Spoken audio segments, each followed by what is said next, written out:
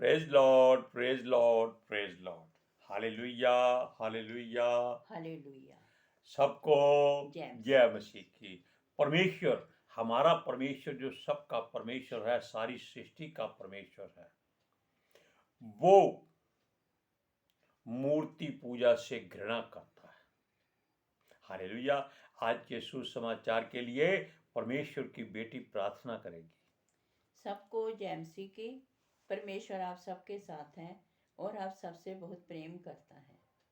Hallelujah, hallelujah. महान परमेश्वर, सर्वशक्तिमान ईश्वर, जमीन आसमान ਦੇ ਮਾਲਿਕ ਤੇ ਖਾਲਿਕ, ਤੁਹਾਡਾ ਧੰਨਵਾਦ, ਤੁਹਾਡਾ ਸ਼ੁਕਰ ਕਰਦੇ ਸੁਆਮੀ, ਅੱਜ ਦੇ ਸੁੰਦਰ ਦਿਨ ਲਈ, ਸੁੰਦਰ ਸਮੇਂ ਲਈ, ਸੁੰਦਰ ਸੁਬਾਹ ਲਈ ਪਿਤਾ ਜੀ, ਜੋ ਸਾਡੀਆਂ ਜ਼ਿੰਦਗੀਆਂ 'ਚ ਬਖਸ਼ੀ ਪ੍ਰਭੂ, ਖੁਸ਼ੀਆਂ ਤੇ ਆਨੰਦ ਦਾ ਦਿਨ ਬਖਸ਼ਿਆ, ਤੰਦਰੁਸਤੀ ਦਿੱਤੀ ਪਿਤਾ ਜੀ, ਔਰ ਆਪਣੇ ਕਦਮਾਂ 'ਚ ਬੈਠਣ ਲਈ ਆਪਣਾ ਫਜ਼ਲ ਬਖਸ਼ਿਆ ਪ੍ਰਭੂ।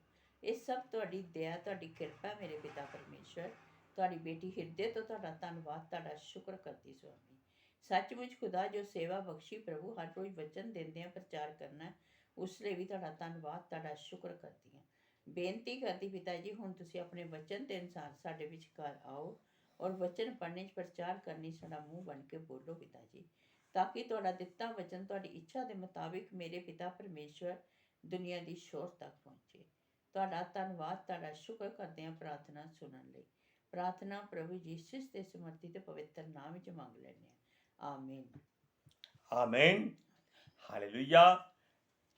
अब ध्यान से इस बात को सुनिएगा। सारा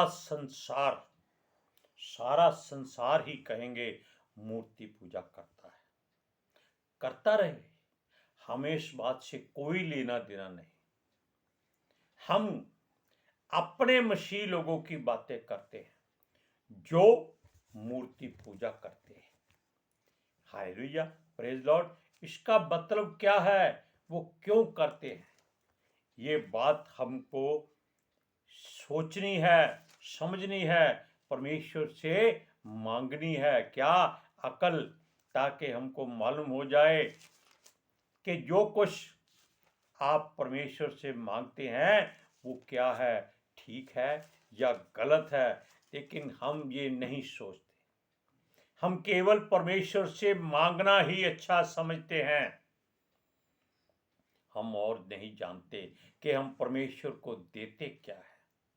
हम केवल परमेश्वर से धन दौलत संपत्तियां मांगते हैं। ये हम बहुत बार ऐसी बात बता भी चुके हैं कि ये बात गलत है।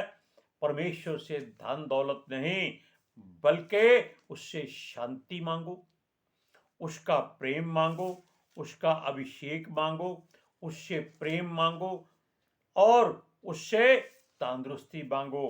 क्यों मांगो? इसलिए कि अगर हम तंदुरुस्त हैं तो परमेश्वर की बात को ध्यान से सुनते हैं।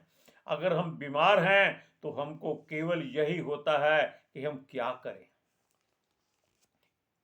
किसके पास जाएं, किसको बोलें कि हमको तंदुरुस्ती चाहिए।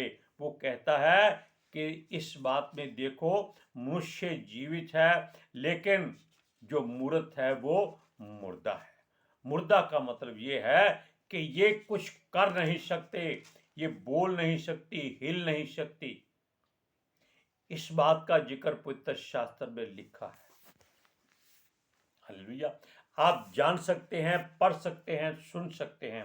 आपको हम केवल पढ़कर सुनाते हैं कि इसमें क्या लिखा हुआ है। भजन संहिता 115 निकालिए। हालेलुया।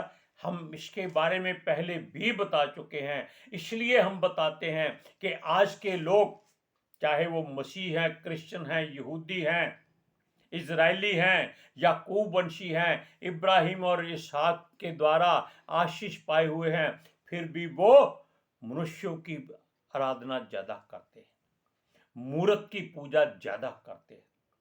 किसी भी बात को बार बार करना, किसी भी बात को बार बार सोचना, देखना, समझना, ये मूर्त पूजा के बराबर हो जाती है।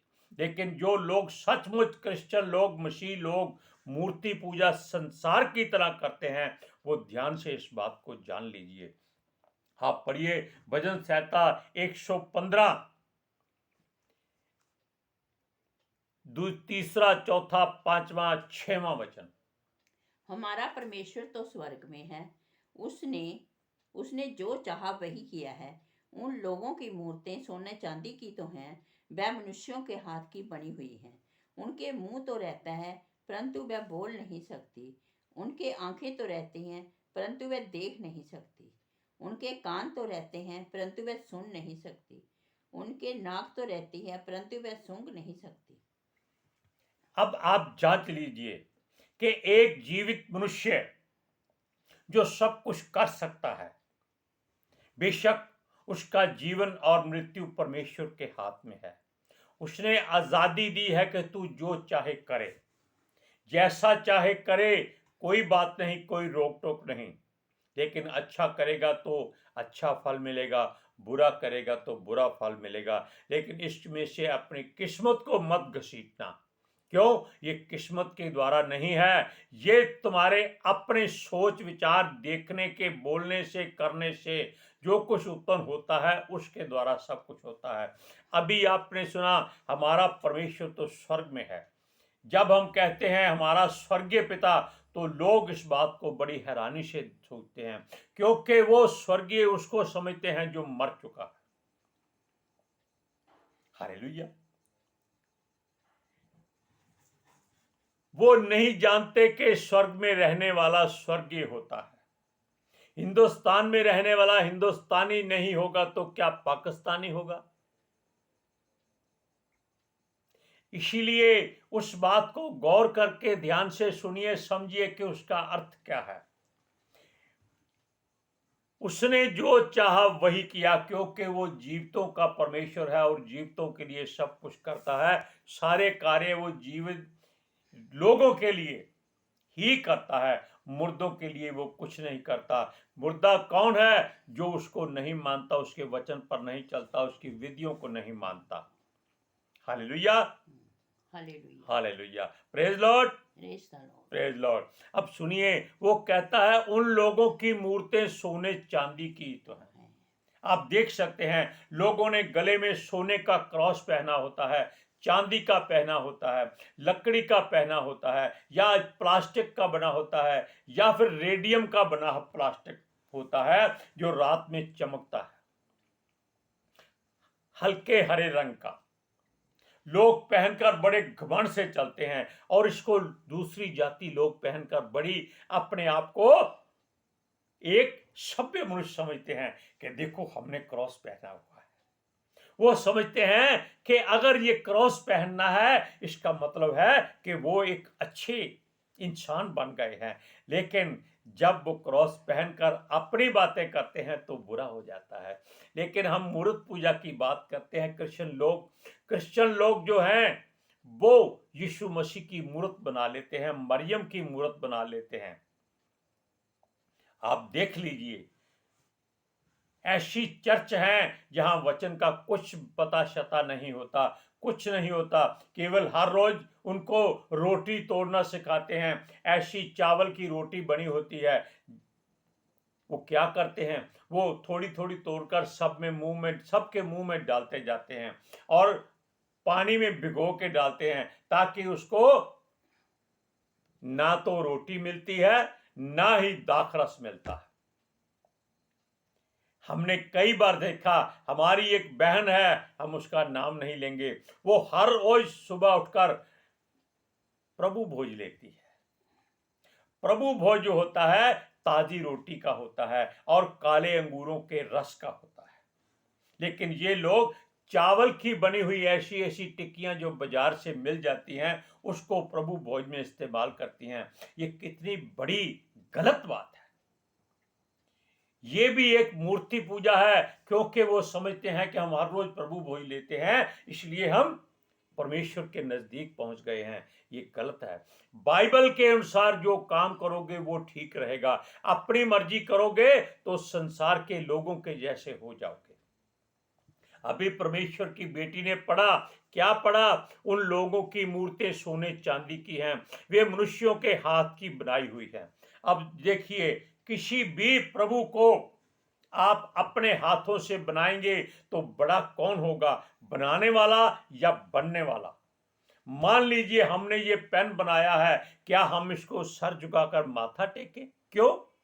ये हमसे भीख मांगेगा कि तुमने मुझे बनाया है, मैं तुमको माथा टेकता हूं, ये पेन कहेगा। लेकिन जो है ही प्लास्टिक का, ना तो वो कुछ कर सकता है ना हिल सकता है, इसको माथा टेकने से क्या फायदा, या इससे माथा टिकवाने से क्या फायदा? प्रभु भोज केवल महीने में एक बार होता है, और ये लोग मूर्ति पूजा की तरह हर रोज उसको धूप देते, गिलास में दाख रस रख लेते हैं, और पास्टर जी यूट्यूब से या वीडियो कॉल से उनके लिए प्रार्थना करते हैं और कहते हैं कि आज आप प्रभु का भोज 40वें दिन कर रहे हैं, 11वें दिन कर रहे हैं, 12वें दिन कर रहे हैं, चलो करो, प्रभु भोज करो। ये प्रभु भोज, ये तो एक तमाशा सा बनता जा रहा है। लेकिन जो सुनेगा वो जरूर इसकी बात को कल्पना करेगा कि हम गलत हैं या ठीक हैं। सूरज परमानी से आप पूछ सकते हैं, बेशक वो परमेश्वर का एक दास है, लेकिन वो जो बात करता है बड़ी खुलकर और साफ करता है, वो किसी से डरता नहीं है। वो कहता है जब परमेश्वर उसके साथ है तो क्या, वो कहता है अगर उपवास करना है तो ये सोचकर करो कि आपको उसके बाद में प्रभु भोज लेना है। और उपवास हर रोज नहीं वो कहता करने के लिए, वो कहता है कोशिश करो सप्ताह में एक उपवास कर लो, लेकिन वचन बाइबल का कहता है महीने में एक बार किया करो। क्या? प्रभु भोज। हर रोज आप मुर्गा खाएंगे तो क्या होगा, एक दिन आपका मन घिन कर जाएगा, आप उठाकर बाहर फेंक देंगे, आप कहेंगे यार आज तो मूंग की दाल बनाओ, बहुत देर होगी इसको खाए हुए, आप चटखारे ले लेकर उसको खाएंगे। हालेलुया। इसी तरह अगर आप हर रोज प्रभु भोज करेंगे तो वचन कहां से जाएगा, कैसे पढ़ेंगे इसको, कैसे सोचेंगे कि ये किसके लिए है? अब वचन कहता है उनके मुंह तो रहता है परंतु वे बोल नहीं सकती। क्या ये पेन बोल सकता है? साबित कर दीजिए, हम उसके पैरों के सर रखकर माफी मांगेंगे। मोबाइल बोल सकता है अपने आप? कभी नहीं। जब उसकी बैटरी खत्म हो जाती है तब आप खुद उसको रिचार्ज करते हैं, उसको बिल्कुल ताजा कर लेते हैं ताकि फिर आप उसके द्वारा बातचीत कर सकें। अब प्रभु की बेटी ने पढ़ा उनके आंखें तो रहती हैं परंतु वो देख नहीं सकती। मूरत की आंखें कितनी सुंदर कारीगर बनाता है, उसमें कज्जल डालता है, उसके भौरे ऐसे बढ़िया बनाता है, उसकी पलकों के बाल ऐसे बढ़िया बनाता है कि आप उसकी आंखों को देखते ही घायल हो जाते हैं। ये क्या हो गया? ये व्यभिचार हो जाता है। क्यों? वो कहता है ये सोने की है, असली लगती है, लेकिन ये हाथ लगाओ ये किसी काम की नहीं है। आप 20 दिन से भूखे हो, आप कहें कि भी एक घूंट पानी का मिल जाए, एक टुकड़ा रोटी का मिल जाए, मैं उसके लिए अपना जीवन देने के लिए तैयार हूं। लेकिन अगर हम जाकर उसको सोने का एक पैकेट दे दें जिसमें सोने के बिस्कुट हो, ले भाई खा अपनी भूख मिटा, वो क्या करेगा? वो सोने के बिस्कुट उठाकर आपके सर पे मारेगा। तो सोना किस काम का हुआ? किसकी महिमा ज्यादा हो गई? रोटी की। अब सुनिए, अब उनके कान तो रहते हैं परंतु वे सुन नहीं सकती। आप इसको कितना मर्जी पुकार लीजिए, ये यहीं पड़ा है, यहीं पड़ा रहेगा। किसको? अगर आप किसी जीवित को आवाज लगाएंगे वो ध्यान से सुनेगा, भी मुझे किसी ने पुकारा है। कई बार हमने मजाक वाले बातें सुनी है कि कोई कब्र में या एक गड्ढे में पड़ा हुआ इंसान आवाज लगाता है, अरे भाई कोई है, मुझे बाहर निकालो, मैं जीवित हूं। लोग डर कर भाग जाते हैं कि मुर्दा बोल रहा है, भाग जाओ, ऐसा ना हो तुम्हें पकड़ के बाहर बीच में ले जाए। ये नहीं करते कि हम उसको बाहर निकालें। उसकी आवाज़ सुने। लेकिन आपके सामने सोने की मूर्त पड़ी हो तो आप जाकर उसके आगे सर टिकाकर माथा मांगेंगे कि हे प्रभु, हे ईश्वर, मुझे बचाना। वो कब्र में से मुर्दा मुझे पुकार रहा था, मैं बड़ी मुश्किल जान बचा कर आया हूँ, तू मेरी रक्षा कर। देखो, जीवित को गड्ढे में छोड़ दिया और मुर्दे से आकर कहता है कि मुझे बचा। जो ना सुन सकता है, ना देख सकता है, ना ही वो कुछ खा सकता है। उसके नाक तो रहती है परंतु सूंघ नहीं सकता। आपकी नाक लगी हुई है, आप किसी गड्ढे गंदे गड्ढे के पास से गुजरें, आप नाक क्यों बंद कर देते हैं? क्यों? वो आपको अच्छी नहीं लगती। आप किसी कब्र के पास जाएं, वहां फूल ही फूल खिले होंगे। क्यों? लोग गुलाब के फूल चढ़ाते हैं। आप ऐसे सूंघ सूंघ कर जाएंगे, जबकि ये नहीं देखते कि वो गंदगी आपके द्वारा बनाई गई है। और जिस गंदगी को आप सूंघकर अच्छा कहते हैं, वो आपके जीवन के लिए नहीं है। क्यों? आप जीवित हैं और हमारा परमेश्वर जीवितों का परमेश्वर है। आगे पढ़िए 7वां और 8वां वचन। उनके हाथ तो रहते हैं परंतु वह स्पर्श नहीं कर सकती, उनके पांव तो रहते हैं परंतु वह चल नहीं सकती, और अपने कंठ से कुछ भी शब्द नहीं निकाल सकती। अगला। जैसी वह है वैसे ही उसके बनाने वाले हैं, और उस पर भरोसा रखने वाले भी वैसे ही हो जाएंगे। अब दो बातें आपने ध्यान से सुनी होंगी, सुनिए। उसने कहा उनके हाथ तो रहते हैं परंतु वे स्पर्श नहीं कर सकती।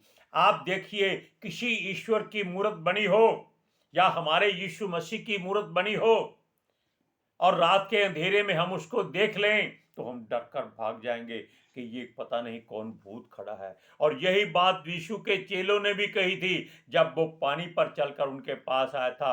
वो भूल गए कि ये उनका प्रभु ऐसी बात कर सकता है जो मुर्दों को जिला सकता है। वो कहते थे ये भूत आ गया है।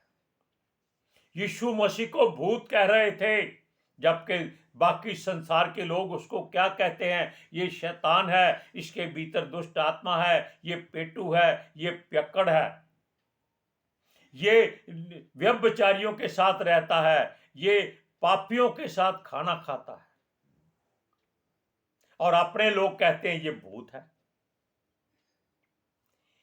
यहां देखिए, तो कहता है उनके हाथ रहते हैं, वो स्पर्श नहीं कर सकती। मूर्त आपको क्या कर सकती है? कुछ नहीं कर सकती। आप उसको अंधेरे में छूइए, उजाले में छू लीजिए, नहीं। एक बनाने वाले ने पता नहीं कितना पसीना बहाया होता है उसको बनाने में, उसकी कोई कदर नहीं करता। उसको कहते हैं भाई तेरी दिहाड़ी 500 रुपया है, ये ले 500 रुपया, चल दफा हो जा। और जो मूर्त बन चुकी होती है उसके आगे नाक रगड़ रगड़ कर अपने पापों की माफी मांगते हैं। जो पाप कारीगर के साथ किया है उसको कोई नहीं जानता। और अगला वचन पढ़ा इन्होंने, उनके पांव तो रहते हैं, वे चल नहीं सकती। आप जानते हैं, मूर्त यीशु की हो, मरियम की हो, उसको कंधे पे उठा के लेके जाना पड़ता है, या दो मनुष्य उसको उठाकर किसी जगह पर स्थिर कर देते हैं, वो वहां से हिलती नहीं है। उनके पांव बड़े सुंदर बनाए जाते हैं, क्या कम करने हैं, वो चल नहीं सकते, एक कदम नहीं चल सकते। अब देखिए, वो अपने कंठ से कुछ भी शब्द नहीं निकाल सकती।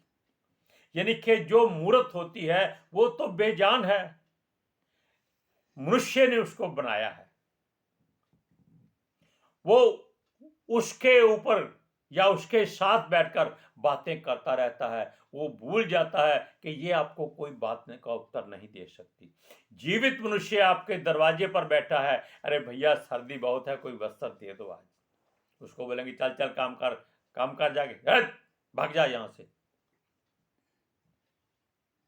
हालेलुया। सूरज परवानी की एक और बात बताते हैं। वो कहता है आपके घर में खाना बनता है 20 लोगों का, खाने वाले होते हैं 5, और जो बाकी बच जाता है आप जाके डस्टबिन में फेंक देते हैं। काम करने वाली को आप वो भोजन नहीं देते। क्यों? वो कहते हैं ये आदी हो जाएगी, रोज मांगा करेगी। या जाके किसी अनाथ आश्रम में नहीं देते कि वो वहां भूखे हैं, खा लेंगे। स्कूल के बच्चों में बांट दीजिए, वो खा लेंगे। हालेलुया। अब सुनिए, ये चल नहीं सकती, अपने कंठ से कुछ नहीं कह सकती। आगे खास वचन है कि जैसे वे हैं वैसे ही उनके बनाने वाले हैं, और उन पर भरोसा, सब भरोसा करने वाले भी वैसे ही हो जाएंगे। दोबारा पढ़ो जरा 8वां वचन। जैसे वह हैं वैसे ही उसके बनाने वाले हैं, और उस पर भरोसा रखने वाले भी सब। वैसे ही हो जाएंगे। सब। और उस पर सब भरोसा रखने वाले भी वैसे ही हो जाएंगे। अब आपने सुन लिया, हमने अपनी मर्जी से नहीं, हमने पवित्र शास्त्र से बताया है। हम अपने लोगों के लिए कहते हैं कि जो मरियम और यीशु मसीह की मूर्त बनाकर पूजा करते हैं वो बाज आ जाएं, हट जाएं इस बात से। और जो हर रोज प्रभु भोज लेते हैं वो भी जान लें कि प्रभु भोज केवल एक दिन महीने में होता है, हर रोज नहीं होता। मूर्ति पूजा है वो भी एक ही बात है, लेकिन आज चेतावनी पर वचन में मिलती है। 9वां वचन पढ़ो। हे इस्राएल, यहोवा पर भरोसा रख, तेरा सहायक और ढाल वही है। आप देख लीजिए, वचन कहता है कि परमेश्वर यहोवा, जो सेनाओं का यहोवा है, उस पर भरोसा रख। क्यों? वो ही तेरा सहायक और ढाल है, वो तेरी हर सग जगह पर सहायता करता है। क्यों वो दयालु है, अनुग्रहकारी है, विलंब से क्रोध करने वाला है, अति करुणामय है, दुख देकर पछताने हारा प्रभु है। वो आपको कभी मरने नहीं देगा और संसार आपको कभी जीने नहीं देगा। हालेलुया। ध्यान से सुना अपने वचनों को। अब सोच लीजिए, ना तो आप यीशु मसीह की मूर्त बनाएंगे, ना मरियम की मूर्त बनाएंगे। अगर बनी है तो उसकी पूजा नहीं करेंगे, उसको एक कोने में खड़ा कर देंगे। क्या कहेंगे? ये हमारे पहरेदार की फोटो है। यीशु हमारा पहरेदार है, क्योंकि वो हमारा मित्र भी है, हमारा प्रभु भी है, और प्रभु हमारा ढाल होता है। ढाल क्या होती है? जिसके पीछे हम छुप जाते हैं, क्योंकि वो जीवता है और जीवितों का परमेश्वर है, और हम जीवित लोग हैं। हालेलुया। आज के सुसमाचार के लिए परमेश्वर की बेटी प्रार्थना करेगी। Hallelujah. Thank you Jesus, thank you Lord, thank you पवित्र आत्मा जी। ਤੁਹਾਡਾ ਧੰਨਵਾਦ, ਤੁਹਾਡਾ ਸ਼ੁਕਰ ਕਰਦੇ ਸੁਆਮੀ, ਸਾਡੇ ਵਿਚਕਾਰ ਆਉਣ ਲਈ, ਵਚਨ ਪੜ੍ਹਨ 'ਚ, ਪ੍ਰਚਾਰ ਕਰਨ 'ਚ, ਸਾਡਾ ਮੂੰਹ ਬਣ ਕੇ ਬੋਲਣ ਲਈ ਪਿਤਾ ਜੀ। ਤੁਹਾਡੀ ਬੇਟੀ ਹਿਰਦੇ ਤੋਂ ਤੁਹਾਡਾ ਧੰਨਵਾਦ, ਤੁਹਾਡਾ ਸ਼ੁਕਰ ਕਰਦੀ ਸੁਆਮੀ। ਸੱਚਮੁੱਚ ਖੁਦਾ, ਤੁਹਾਡਾ ਦਿੱਤਾ ਵਚਨ ਤੁਹਾਡੀ ਇੱਛਾ ਦੇ ਮੁਤਾबिक ਮੇਰੇ ਪਿਤਾ ਪਰਮੇਸ਼ਵਰ ਦੁਨੀਆ ਦੀ ਸ਼ੋਰ ਤੱਕ ਪਹੁੰਚੇ, ਲੋਕ ਸੁਣਨ ਔਰ ਸੱਚਾਈ ਨੂੰ ਜਾਣਨ, ਔਰ ਸੱਚਾਈ ਉਹਨਾਂ ਨੂੰ ਆਜ਼ਾਦ ਕਰੇ ਪਿਤਾ ਜੀ। ਮੈਂ ਤੁਹਾਡਾ ਧੰਨਵਾਦ, ਤੁਹਾਡਾ ਸ਼ੁਕਰ ਕਰਦੀ ਹਾਂ ਸੁਆਮੀ। ਔਰ ਤੁਹਾਡੇ ਬੱਚੇ ਹਮੇਸ਼ਾ ਤੁਹਾਡੀ ਸ਼ਾਂਤੀ ਔਰ ਤੁਹਾਡੇ ਅਨੁਗ੍ਰਹਿ ਵਿੱਚ ਬਣੇ ਰਹਿਣ। आमीन। हालेलुया। Praise Lord. आमीन। सबको जय मसीह। जय मसीह की।